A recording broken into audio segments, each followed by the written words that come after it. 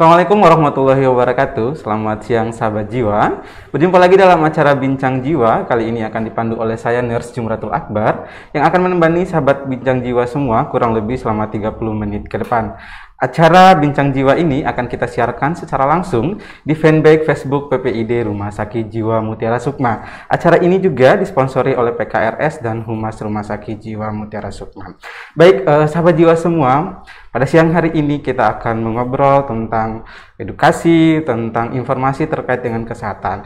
Nah, tema kita pada siang hari ini sangat menarik sekali sahabat jiwa, yaitu tentang tips menjaga tumbuh kembang anak yang optimal.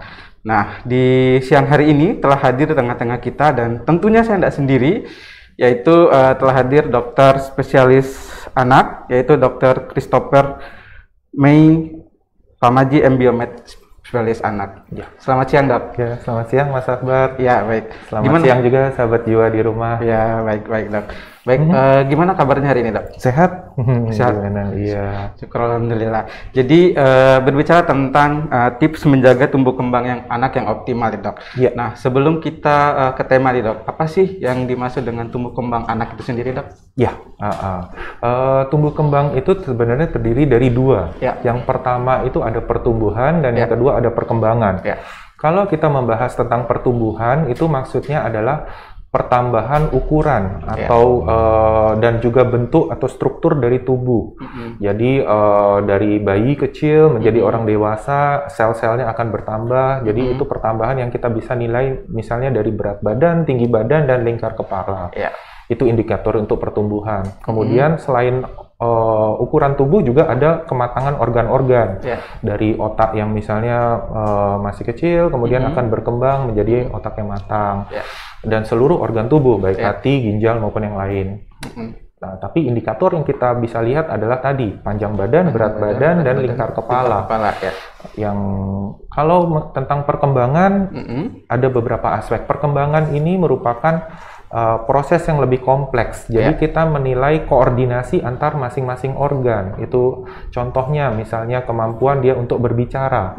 Untuk dia bisa berbicara, anak dia perlu bisa mendengar dulu. Setelah mendengar, impuls atau rangsang yang didengar itu akan diolah di otak untuk akhirnya dikeluarkan balasannya berupa bicara, suara yang kita keluarkan. Nah, kemudian untuk perkembangan selain kemampuan bicara, ada gerakan kasar. Gerakan kasar itu contohnya duduk atau berdiri, kemudian berlari, itu ada sesuai tahapan perkembangannya. Kemudian ada gerakan halus, seperti contohnya awal-awal bayi hanya bisa meraup makanan, meraup benda. Kemudian makin matang perkembangannya, dia sudah bisa mengambil benda-benda kecil dengan menggunakan ibu jari.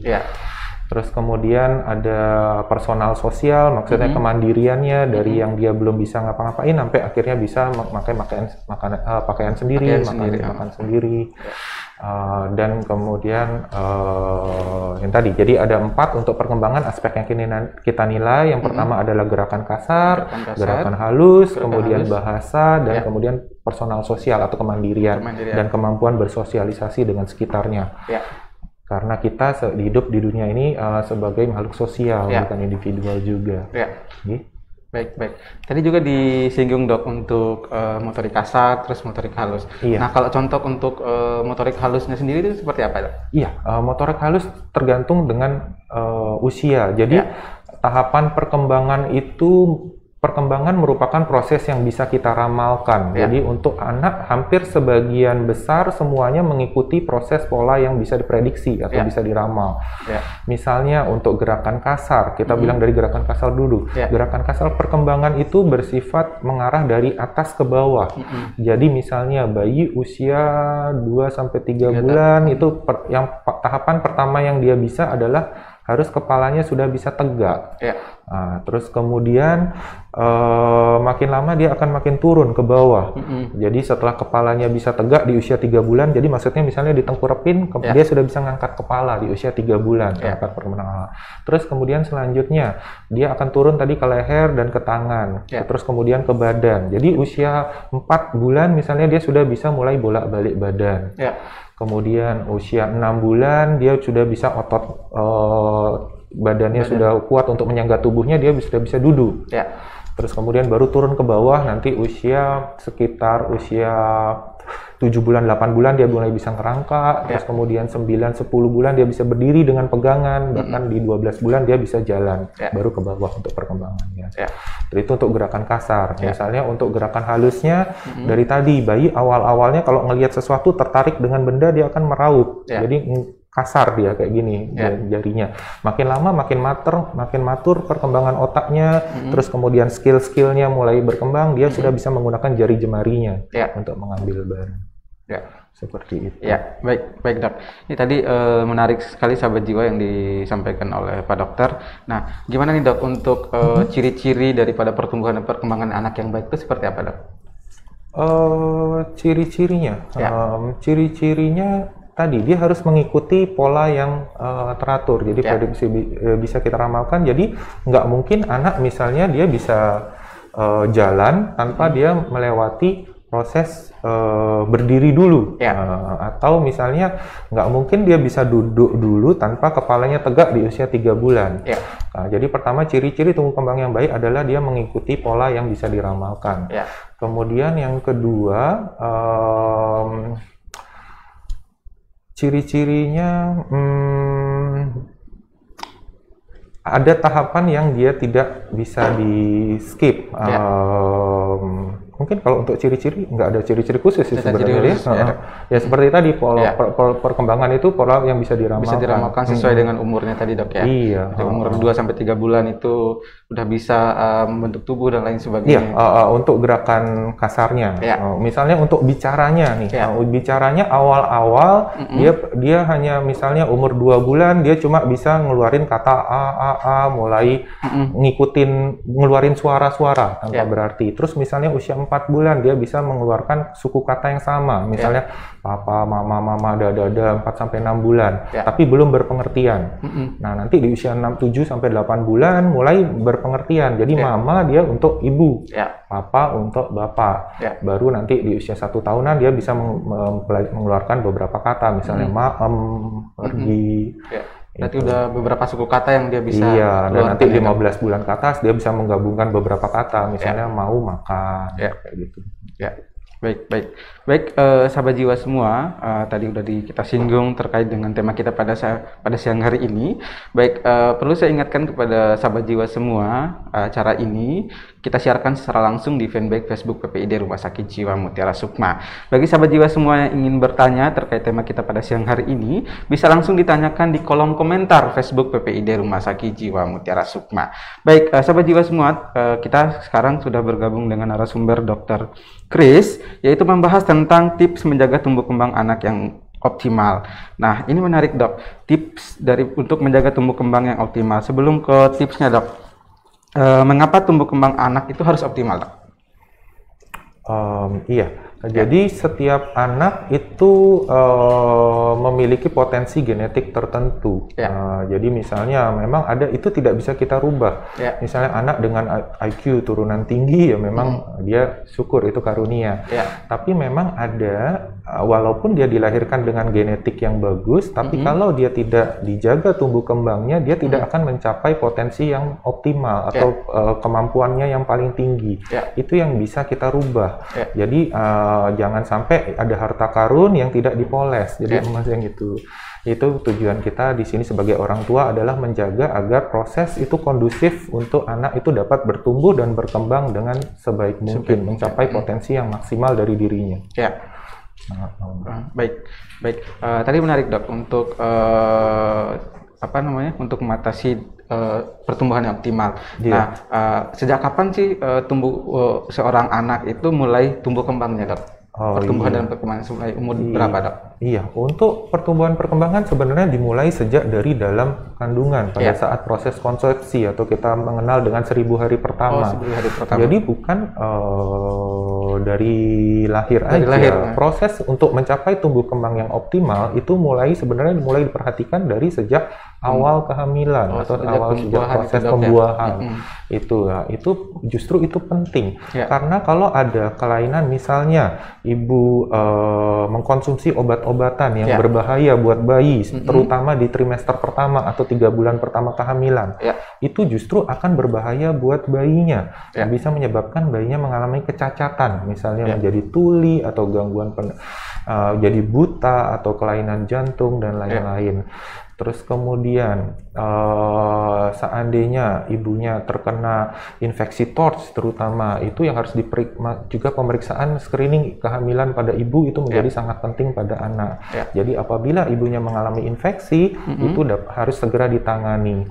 Jadi tadi ada infeksi, ada obat-obatan, termasuk kadang-kadang yang nggak sadar KB. Jadi ibunya sedang KB, tiba-tiba dia hamil. Itu justru berbahaya buat bayinya. Buat kehamilannya juga. Iya, itu proses sebelum kehamilan. Terus termasuk nutrisi ibu, karena kalau nutrisi tidak baik bayinya nanti jadi kecil akhirnya, jadi gizinya kurang. Setelah di dalam kandungan bayi keluar, itu juga penting untuk diperhatikan. Karena kalau bayinya mengalami sakit, dia pertumbuhannya, berat badannya akan susah naik, itu akan mengganggu tumbuh kembangnya. Terus kemudian setelah itu yang perlu diperhatikan adalah masalah stimulasi juga, bagaimana merangsang yang nanti mungkin akan kita bahas selanjutnya. Baik. Ini menarik, Dok. Tadi yang disampaikan berarti pertumbuhan anak itu dimulai semenjak proses pembuahan, itu, Dok, atau yang dikenal dengan 1000 hari pertama itu, Dok. Nah, ini menarik, Dok. Tadi yang disampaikan. Nah, gimana tips kita supaya kita menjaga tumbuh kembang anak yang optimal ini, Dok? Yang paling pertama yang diperhatikan itu adalah pertama untuk anak bisa mencapai tumbuh kembang optimal, yang paling penting itu pertama adalah dari faktor nutrisi. Jadi nutrisinya kita harus menjaga agar tetap optimal. Bagaimana nutrisinya? Itu sesuai dengan usianya dia. Misalnya untuk usia 0 sampai 6 bulan, makanan terbaik untuk bayi adalah ASI. Jadi usahakan sebisa mungkin mendapat full ASI eksklusif selama 6 bulan pertama. Karena ASI itu sudah selain dia murah, kemudian gizinya paling lengkap dan gampang diserap oleh tubuh. Juga ada kekebalan tubuh agar anak tidak mudah sakit. Nah, terus kemudian untuk usia 6 sampai 1 tahun itu kita sudah mulai MPASI atau makanan pendamping. Kenapa perlu MPASI?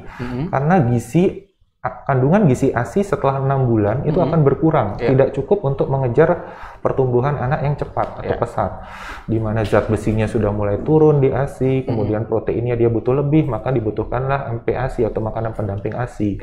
Jadi jangan salah, jadi kalau anak-anak misalnya dikasih ASI aja sampai 9 bulan itu justru nggak bagus. Dia harus dapat MPASI atau makanan pendamping ASI tadi. Contohnya misalnya umur 6 sampai 9 bulan, MPASI itu juga ada caranya. Jadi dimulai dari makanan bertekstur halus. Jadi misalnya dari bubur saring. Terus kemudian akan ditingkatkan pelan-pelan menjadi bubur kasar. 9 bulan target kita sudah nasi tim atau nasi lunak. Nanti 12 bulan dia sudah bisa nasi padat. Makanan seperti kita. Nah, itu dari nutrisi. Terus selain dari teksturnya dan sesuai usia tadi, kita harus perhatikan komposisinya. Jadi gizinya itu harus seimbang. Kalau dulu kita kenal 4 sehat 5 sempurna. Kalau sekarang memang tetap dia harus ada. Yang pertama inti harus ada karbohidratnya. Karbohidrat itu bisa kita dapat dari nasi, singkong, ubi, jagung.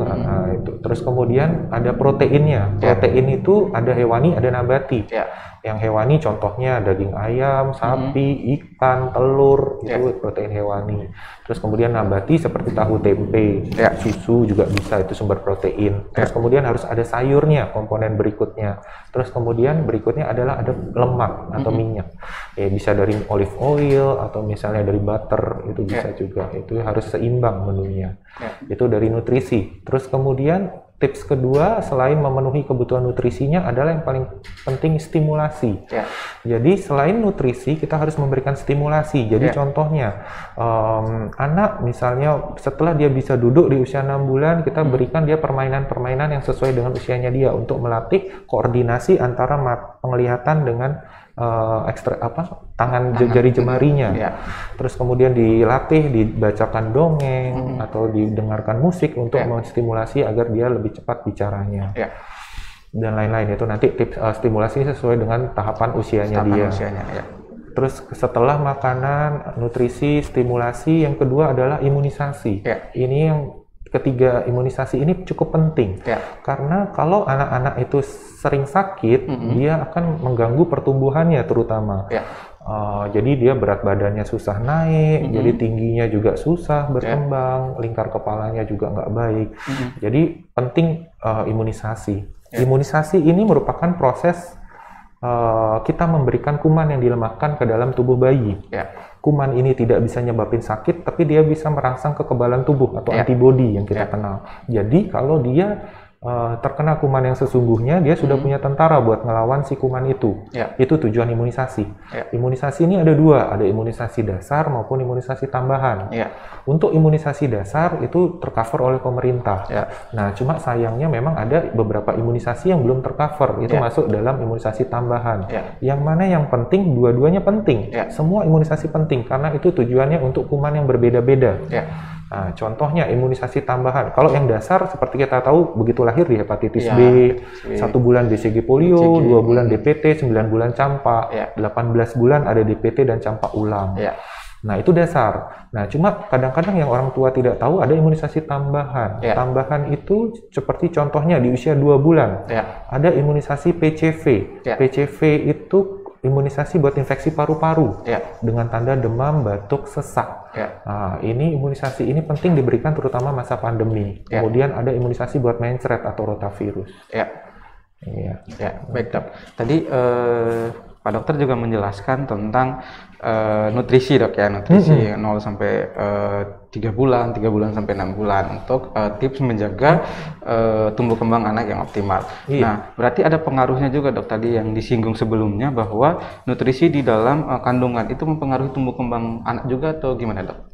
Iya, terutama misalnya contohnya kekurangan zat besi pada ibu akan mempengaruhi anaknya. Atau misalnya defisiensi asam folat, makanya ada beberapa ibu hamil kan akan dapat suplementasi. Makanya itu pentingnya pemeriksaan selama kehamilan. Di situ akan dikaji apa ada anemia atau kekurangan darah pada ibu dan nutrisi yang penting. Lalu untuk makanan ibu tidak ada pantangan khusus sebenarnya. Yang penting makan yang bergizi, kemudian dan kontrol rutin untuk pemeriksaan kehamilannya. Baik dok. Ini menarik juga dok tadi yang disampaikan untuk stimulasi anak stimulasi pada saat makan misalnya. Nah, ini kebiasaan moms nih dok yang di rumah, yaitu tentang memberikan makan pada anak pada saat nonton TV, terus mendengarkan nontonan anak-anak di handphone, supaya biasanya kenapa sih diberikan nasi sambil menonton gadget atau menonton TV supaya anak nggak nangis. Nah, apakah itu baik dok? Jadi ada istilah, terutama pemberian makan ini akan cukup signifikan pada saat mulai MPASI, di 6 bulan ke atas. Kalau 6 bulan sebelumnya kan ya ASI aja, mungkin dari awal. Jadi untuk pemberian ASI idealnya dia bayi baru lahir itu sekitar 2 jam, 2 jam disusuin. Karena makin sering disusuin ASI itu akan makin banyak keluar. Nah, nanti makin lama setelah 2-3 bulan makin jarang, tiap 3 jam, 4 jam. Nanti setelah sampai 6 bulan itu nggak masalah biasa untuk ASI ya. Dan sekarang masuk ke pertanyaan mengenai gadget dan lain-lain. Ada yang kita kenal dengan feeding rules atau aturan pemberian makan pada anak. Ini terutama diterapkan saat tadi 6 bulan ke atas pada saat MPASI. Mungkin sebelum nyinggung gadget yang lain-lain, jadi pertama untuk MPASI tadi ya, untuk MPASI itu selain lengkap dan seimbang, dia harus ada jadwal. Jadi kita mulai dari feeding rules deh. Feeding rules itu yang pertama, makanan itu harus diberikan di jam yang teratur. Oh gitu, Dok. Jadi misalnya 3 kali sehari, ditentukan jamnya, misalnya jam 7, jam 1 siang atau malam, nanti jam berapa itu terserah keluarga. Tapi awal-awal untuk pemberian MPASI jangan 3 kali dulu langsung. Mungkin dimulai dari 1 sampai 2 kali sehari dulu. Dilihat respon bayinya, baru ditingkatkan perlahan-lahan sesuai dengan kemampuan bayi. Jumlahnya juga jangan dipaksa habisin 1 mangkok langsung pada saat pengenalan MPASI, nggak bisa gitu. Jadi kita mulai bertahap, misalnya mulai 3-4 suap dulu, baru nanti ditingkatkan perlahan-lahan sesuai dengan kemampuan bayi. Terus yang kedua, setelah jadwal yang teratur, berikutnya adalah tidak boleh terdistraksi. Nah ini ke pertanyaan yang tadi. Jadi jangan, justru kalau selama pemberian makan usahakan anak tidak nonton atau tidak main. Jadi kalau bisa fokus untuk menghabiskan makanan itu. Dianjurkan dalam 30 menit makanan itu sudah harus habis. Jadi 30 menit misalnya nggak habis, ya sudah diamin aja, nanti skip untuk ke tahap berikutnya. Itu untuk melatih kedisiplinan anak. Jadi kayak gitu. Terus kemudian untuk feeding rules adalah tadi pilih jenis makanan yang sesuai untuk usianya dia. Nah, misalnya 6 bulan jangan dikasih nasi tim. 6 bulan kita mulai dari bubur saring halus dulu. 9 bulan nasi tim, baru 1 tahun makanan padat. Jadi intinya ya kalau bisa jangan terdistraksi. Nah, jangan sambil nonton atau jangan sambil diajak bermain kalau bisa. Nah, dan kalau bisa diajak makan berkeluarga. Jadi dengan ngelihat sekitarnya makan, anak akan nafsu untuk makan. Jadi mau makan. Berarti diajak makan samaan sama keluarga gitu, Dok ya. Benar. Dikasih kursi sendiri. Biar dia makan benar, dibuat yang kondusif suasananya biar dia nyaman. Baik, Dok. Ini nyambung, Dok, pertanyaan selanjutnya yang sering juga ditanyakan oleh moms di rumah atau orang tua di rumah. Nah, seringnya kebanyakan sekarang adalah karena orang tua juga WFH ya, Dok ya, bekerja di rumah gitu. Karena anaknya nangis dan lain sebagainya, dikasihlah handphone untuk anak itu menonton gitu. Apakah itu mempengaruhi tumbuh kembang anak, Dok? Iya, di sini cukup banyak kasus saya temuin di poli tumbuh kembang, anak datang dengan keterlambatan bicara atau delayed speech.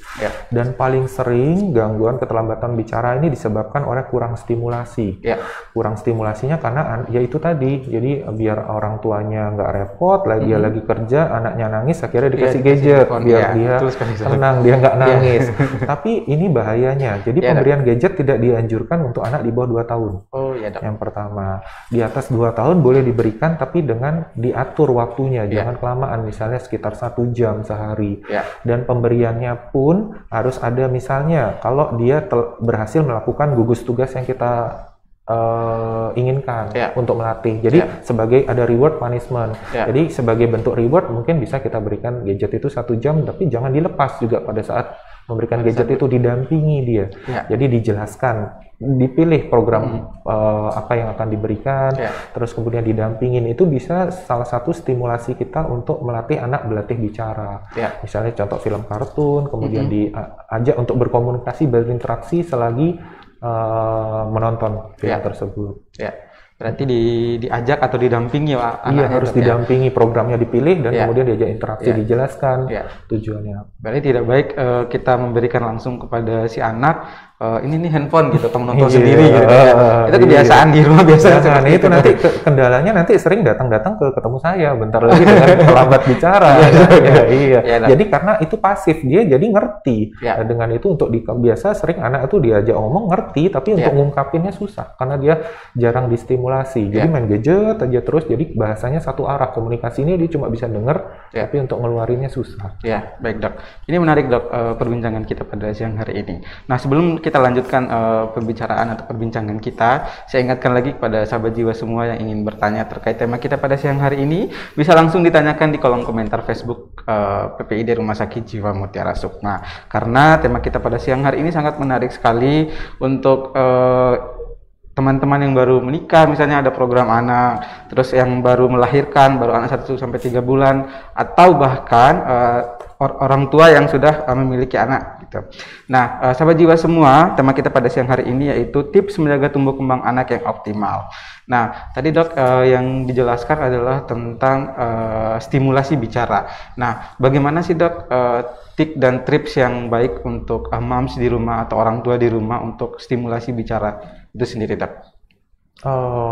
Iya, seperti tadi untuk pertama yang kita perlu ketahui sebelum kita bisa anak untuk bisa bicara, kita pastiin kupingnya benar bagus dulu. Jadi dengar. Jadi tanda-tanda awal yang kita bisa sadari adalah misalnya kalau ada misalnya 1-2 bulan, 3 bulan dia ada bunyi kricik-kricik, dia mau menoleh ke arah bunyi sumber suara itu.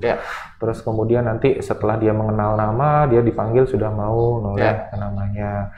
Jadi untuk kalau mau ditanya tentang mengenai stimulasinya, ya sesuai dengan tahapan perkembangannya dia. Misalnya pada saat dia belum ngomong, dia mulai awal-awal di usia 6 bulan, bisa kita sering tetap komunikasi. Jadi bayi itu tetap diajak omong walaupun dari awal. Jadi walaupun dia lama-lama akan memahami bahasa ibunya, orang yang paling dekat yang ngasuh. Jadi ibu berusahakan untuk tetap mengajak komunikasi bayinya dengan ekspresi, dengan suara. Suara ini bahasa itu harus dengan bahasa yang mudah dimengerti. Jadi jangan yang cepat-cepat ngomongnya, pelan-pelan, halus dan gampang ditangkap oleh bayi. Kemudian hindari bilingual. Jadi kalau bisa tetap menggunakan satu bahasa dulu. Walaupun ada anak yang bisa langsung nangkep 2 bahasa. Kalau blasteran itu yang bapaknya bule, ibunya lokal, gitu. Dia pakai 2 bahasa, ada yang bisa ngikutin, tapi ada anak yang nggak bisa. Kalau bilingual ini kadang-kadang nyebabin dia keterlambatan bicara. Jadi tadi tetap usahakan untuk berkomunikasi dengan anak dengan bahasa yang gampang dan mudah dimengerti. Terus kemudian sambil bermain, sambil dilatih untuk berbicara, usahakan menggunakan bahasa satu aja, jangan bilingual. Terus kemudian kita sambil tadi, kalau misalnya ini sebelum tidur didongengin, terus kemudian didengarkan musik yang mudah dimengerti, lagu-lagu anak itu bisa merangsang bantu stimulasi berbicara pada anak. Kalau terlambat, tapi ya nggak bisa begitu, memang harus diterapi. Kalau memang ada keterlambatan, nanti ada latihan-latihan khusus untuk mengejar ketinggalan. Baik. Ini menarik nih Dok. Tadi yang disampaikan adalah keterlambatan untuk berbicaranya. Nah, umur berapa sih Dok anak itu dikatakan dia ini udah terlambat, dan bagaimana cara orang tua itu mengenali bahwa anaknya ini udah terlambat nih berbicara dan harus segera untuk dikonsultasikan ke dokter? Itu nanti ada milestone namanya, atau tahapan perkembangan anak yang normal. Contohnya misalnya dia umur awal-awal misalnya 2 bulan, dia bisa cuma ngeluarin suara a, suara nggak jelas. Terus kemudian 4 bulan dia bisa mulai ada satu suku kata ma, ba, kayak gitu. Terus 6 bulan bisa dia ngeluarin di kata yang diulang-ulang, 2 suku kata mama, baba, papa, tapi tidak berpengertian. Terus kemudian 8 bulanan dia sudah bisa mama, papa berpengertian. Terus kemudian mulai 1 tahun dia bisa mengeluarkan beberapa kata, sampai 2-3 kata, 5 kata. Sekitar 15 bulan ke atas dia bisa mulai gabung-gabungin kata. Itu nanti kalau memang ada kecurigaan ya memang sebaiknya diperiksakan untuk ini. Karena tapi jadi nggak mesti umur segitu belum bisa bicara gitu, ditelat, nggak bisa. Jadi karena tahapan perkembangan bicara pada anak itu berbeda-beda. Ada yang bisa lebih cepat. Misalnya anak umur 1 tahun, anak saya kok belum bisa bicara gitu. Sedangkan anak yang lain sudah gitu. Bisa. Ada rentang waktu yang bisa kita masih tolerir. Jadi misalnya tadi umur papa mama berpengertian tuh paling nggak bisa kita tunggu sampai usia 1 tahunan misalnya. Kalau udah dari itu telat. Tapi bukan dari salah satu parameter aja. Kalau udah ada kecurigaan sebaiknya diperiksakan. Paling gampang ke puskesmas dengan kita ada screeningnya KPSP itu. Kalau memang setelah di situ ada masalah dari situ baru akan dirujuk ke rumah sakit yang akan kita lanjutkan pemeriksaannya untuk lebih jelas. Ya. Baik. Ini sangat menarik sekali sahabat jiwa semua. Jadi perlu saya sapa lagi sahabat jiwa semua yang ada di live streaming kita di Facebook PPID Rumah Sakit Jiwa Mutiara Sukma. Yang ingin bertanya terkait tema kita siang hari ini bisa langsung ditanyakan di kolom komentar. Baik, ini dok tadi yang disampaikan sama Pak Dokter adalah tentang stimulasi bicara atau ketika ada seorang ibu melihat ini anak saya nih mengalami keterlambatan bicara, langsung bisa dibawa ke puskesmas, nanti akan di screening di puskesmas untuk screening KPSP. Nah, untuk selanjutnya akan dibawa ke rumah sakit dan dikontrol dan dikonsultasikan sama dokter spesialisnya gitu ya dok. Iya. Nah, kebiasaan di rumah juga nih dok, di beberapa moms atau ibu yang ada di rumah, kekhawatiran yang berlebihan, misalnya anaknya baru umur 1 tahun terus belum bisa berjalan sedangkan anak yang lain sudah bisa berjalan. Nah, apakah normal nggak sih dok umur 1 tahun tuh belum bisa berjalan dok? Ya, seperti tadi, seperti halnya dengan bahasa atau bicara, ada juga untuk gerakan kasar atau motorik kasar yang berdiri dan berjalan, itu kita kasih ada rentang waktu yang dia bisa untuk mengejar ketinggalannya. Kalau 1 tahun memang rata-rata anak itu sudah bisa berdiri sendiri dan sudah bisa berjalan beberapa langkah, 2-3 langkah biasanya. Cuma kalau memang belum bisa, kita masih kasih bisa spare 2-3 bulanan. Misalnya kalau memang belum, tapi kalau memang ragu, memang sebaiknya kalau ragu antara iya atau enggak, bawa periksakan, karena kalau kita mendeteksi lebih dini itu akan lebih bagus outcome-nya. Jadi sama kalau ada keterlambatan kita temukan lebih dini dan kita berikan stimulasi lebih awal, itu akan memberikan hasil yang jauh lebih bagus dibanding terlambat. Jadi ada yang anak belum bisa bicara sampai usia 3 tahun, ya, waduh ini agak susah. Kalau kayak gitu memang lebih pelan, lebih lama untuk melatih mengejar ketinggalannya itu daripada kalau dia sudah datang di usia di bawah 2 tahun. Baik dok, ini menarik dok. Jadi sebaiknya nih dok, untuk ibu atau orang tua di rumah untuk mengontrol anaknya itu berapa bulan sekali sih dok ke puskesmas atau? Iya, sebenarnya idealnya pemeriksaan tumbuh kembang itu akan dilakukan setiap bulan, terutama di awal-awal 1 tahun pertama itu yaitu pada saat imunisasi. Setiap imunisasi kan ada setiap bulan. Pada setiap imunisasi itu penting untuk diukur status parameter pertumbuhan yang tadi, seperti tinggi badan, berat badan, dan lingkar kepala. Kenapa? Lingkar kepala kita perlu ukur selama 2 tahun pertama, karena 2 tahun pertama itu merupakan periode pertumbuhan cepat otak. Nah, jadi kalau seandainya nggak sesuai, itu sebaiknya dirujuk.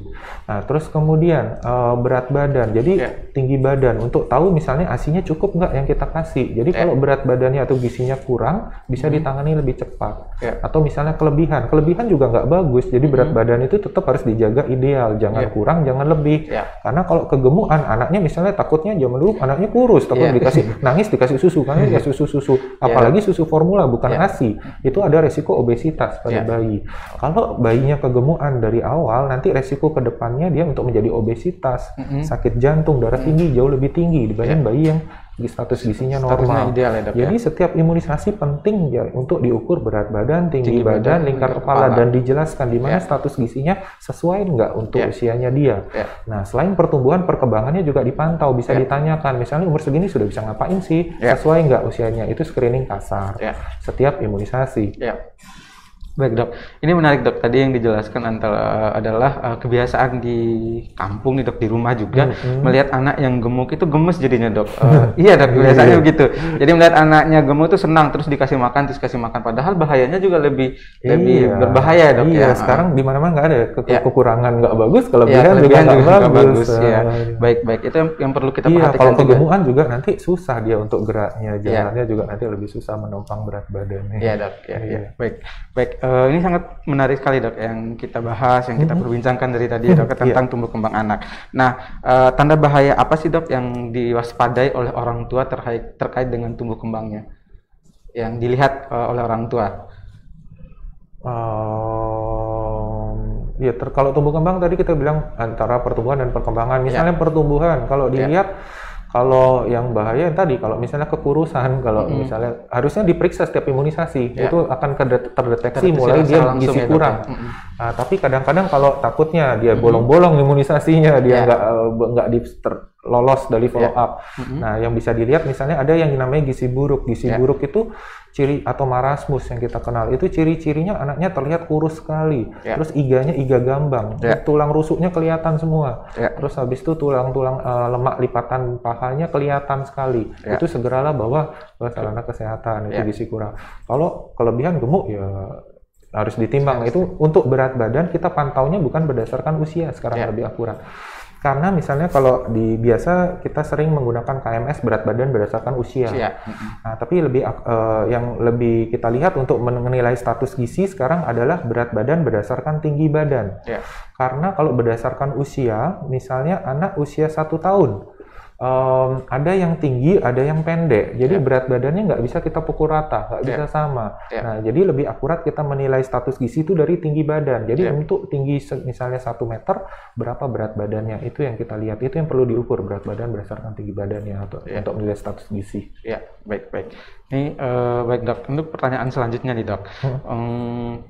Istirahat tidur siang nih dok, apakah mempengaruhi pertumbuhan dan anak atau gimana dok? Iya, untuk pertama jam tidur awal-awal bayi itu memang random, nggak bisa kita atur. Jadi kadang-kadang kok anak saya malam begadang, siang malah tidur ya nggak apa-apa. Itu memang jam biologis bayi itu berbeda masih. Dan dia makin lama akan mengikuti pola tidur kita. Misalnya di usia 1-2 tahun mulai menyesuaikan. Untuk masalah jam tidur siang sebenarnya tidak ada patokan khusus. Jadi yang penting tidur disarankan paling tidak 8 jam. 8 jam sudah cukup ya, terserah. Untuk istirahat malamnya dok ya? Istirahat malam. Kalau karena untuk tidur siang ya boleh-boleh, mau dikasih tidur siang boleh, mau enggak juga mana. Karena terutama malam itu kalau bisa jam 10 sudah bisa tidur. Karena nanti ada melatonin atau hormon pertumbuhan yang akan keluar di tengah malam. Dia harus sudah tidur lelap pada saat jam 11 sampai jam 1 pagi. Itu di situ akan merangsang growth hormon atau hormon pertumbuhan yang akan keluar di malam itu. Baik. Bagi yang ingin terkait tema kita pada siang hari ini, bisa langsung ditanyakan di kolom komentar Facebook PPID Rumah Sakit Jiwa Mutiara Sukma. Baik dok, ini ternyata ada pertanyaan yang masuk dok dari sahabat jiwa. Kan ditampilkan.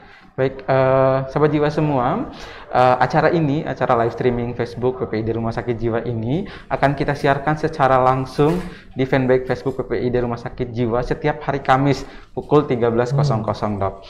Baik, sahabat jiwa semua, ini ada pertanyaan masuk nih dok dari sahabat jiwa. Apakah bayi 18 bulan boleh nonton TV dok? Nggak continue sih, kadang-kadang aja, dan pertumbuhan alhamdulillah nggak ada masalah.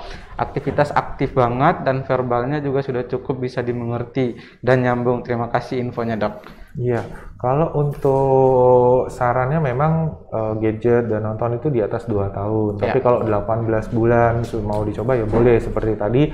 Tapi ada pengaturan atau misalnya diatur jadwalnya, jadwalnya misalnya cuma setengah jam aja, dan memang harus didampingi selama nonton. Terus kemudian itu kalau bisa itu sebagai suatu bentuk reward atau penghargaan kalau dia berhasil melakukan apa yang gugus tugas yang misalnya kita pengen ngelatih apa, dia bisa ngelakuin itu, ya itu hadiahnya kita kasih misalnya. Berarti tetap diberikan reward ya apabila ingin nonton. Harus dia misalnya ngapain dulu, misalnya makan harus habis nih setengah jam, misalnya susah makan, ya udah nanti boleh nonton kalau misalnya udah itu. Tapi syaratnya yaitu harus habisin dulu makannya setengah jam, dimakan yang benar. Jadi kalau kita baru dikasih reward gitu ya dok. Baik, ini sangat menarik sekali. Nah, ternyata ada pertanyaan lagi yang masuk, sahabat jiwa. Izin tanya dok tentang anak ADHD atau hiperaktif. Katanya perlu menghindari makanan-makanan tertentu, misalnya coklat. Apakah begitu dok? Dan treatment yang bisa dilakukan orang tua di rumah yang cocok untuk anak dengan diagnosa ADHD itu biasanya apa ya dok? Terima kasih. Iya, untuk anak ADHD atau hiperaktif memang makanan tertentu bisa merangsang otak untuk menjadi lebih aktif. Ya, memang beberapa ya boleh, seperti dari coklat boleh, tapi sesekali ya boleh juga ya, maksudnya nggak mutlak banget. Untuk penyebab pastinya ADHD ini belum kita ketahui secara pasti. Jadi ada ya faktor genetik, ada faktor stimulasi. Jadi untuk penyebab pastinya belum diketahui. Jadi apa yang bisa kita lakukan untuk anak ADHD? Ya pertama, kalau latihan. Jadi kalau dia terlalu hiperaktif, mungkin dari dokter psikiater atau dokter jiwanya akan memberikan obat untuk ngerem hiperaktifnya biar dia bisa dilatih untuk mengejar ketinggalan yang dia itu. Terus kemudian memang perlu perhatian khusus dari orang tua untuk pendampingan karena ini anak dengan kebutuhan khusus, nggak sama seperti anak yang lainnya. Jadi dia kalau ADHD itu dikit aja, maksudnya dia cepat bosen, aktif dia kemana-mana kayak nggak ada capeknya tapi cepat bosen. Ini dia acak-acak, pindah lagi, acak-acak lagi. Memang butuh lebih sabar dan rutin terapi. Jadi pertama untuk itu harus dilatih fokusnya dulu. Biasa akan di terapi okupasi. Setelah bisa fokus, kalau ada keterlambatan bicara kita latih bicaranya. Baik. Bisa ADHD tapi nggak mesti dengan obat. Ada yang perlu obat, ada yang tanpa juga, obat juga bisa. Itu nanti dokter yang akan memutuskan. Baik.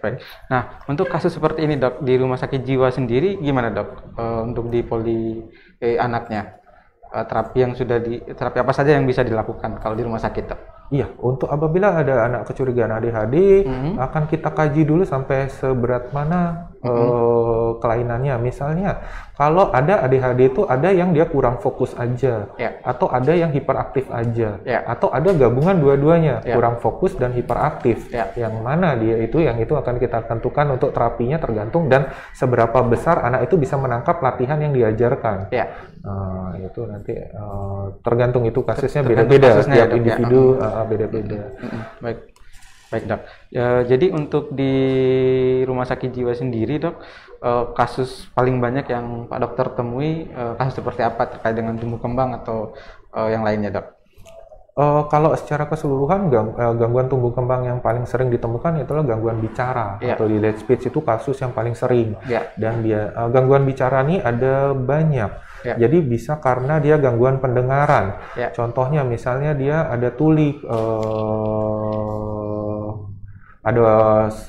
karena memang organnya tidak terbentuk, atau memang ada gangguan saraf pendengaran yang bermasalah. Itu harus dipelajari lebih lanjut. Tapi ini jarang kasus yang karena gangguan pendengaran yang gangguan bicara yang oleh karena gangguan pendengaran.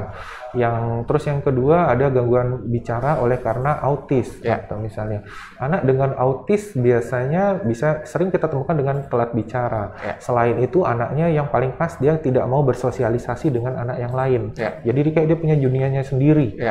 Misalnya anak harusnya senang main sama teman-teman sebayanya nih nggak mau. Terus habis itu dia suka dengan keteraturan. Jadi contohnya dia sering mengulang-ulang kata tertentu atau melakukan gerakan yang diulang-ulang. Kalau itu harus diterapi. Terus kemudian yang paling sering gangguan bicara yang kita temukan adalah gangguan bahasa ekspresif. Jadi dia bisa nangkep, yang lain nggak masalah, cuma dia bisa nangkep tapi dia nggak bisa ngungkapin. Itu yang paling sering oleh karena kurang stimulasi. Itu sendiri kasus yang paling banyak yang kita temukan. Selain gangguan bicara, kasusnya memang ada anak autis, ada anak ADHD yang kita temukan, ada yang CP atau cerebral palsy, atau ada yang retardasi mental. Kalau anak dengan kayak gitu kita harus tes IQ-nya. Untuk kita lihat seberapa mampu dia menerima latihan yang kita berikan juga. Nggak bisa disamakan dengan anak yang lain. Baik dok. Ini ada kasus dok di tetangga rumah saya.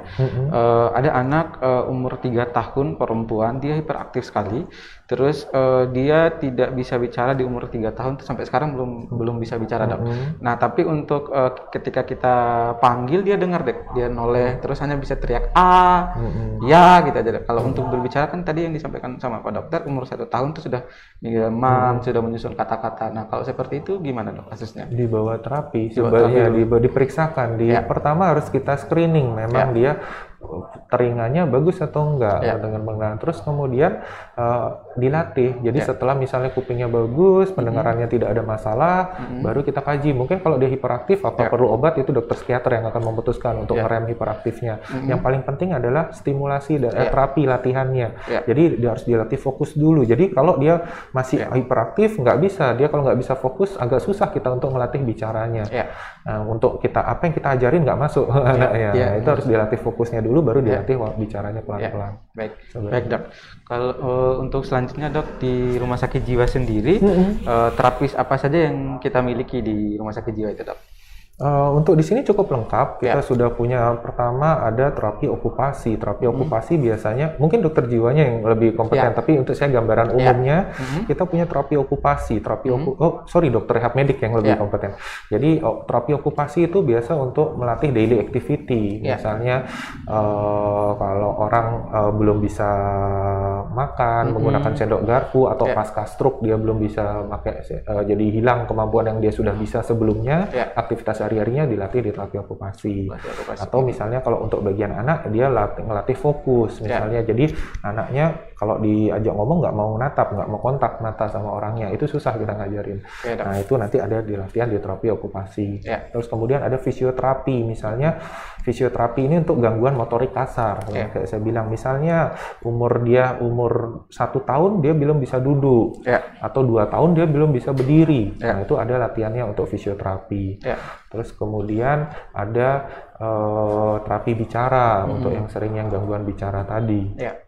Terus ada di sini lebihnya dibanding yang lain karena dia ada psikometri. Psikometri itu untuk tes IQ, ada konsultasi dengan psikolog untuk masalah emosinya juga, itu bisa di sini.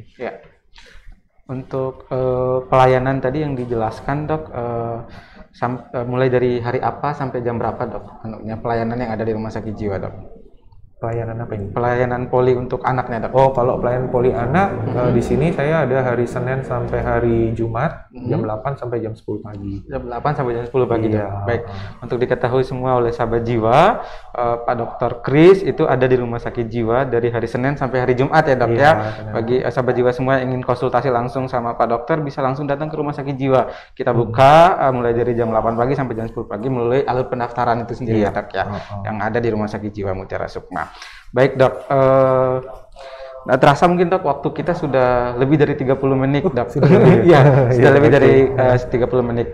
Untuk tema kita pada siang hari ini yaitu tips menjaga tumbuh kembang anak yang optimal. Mungkin ada closing statement buat orang tua, buat keluarga yang baru mungkin di rumah untuk didengarkan bersama dok. Silakan.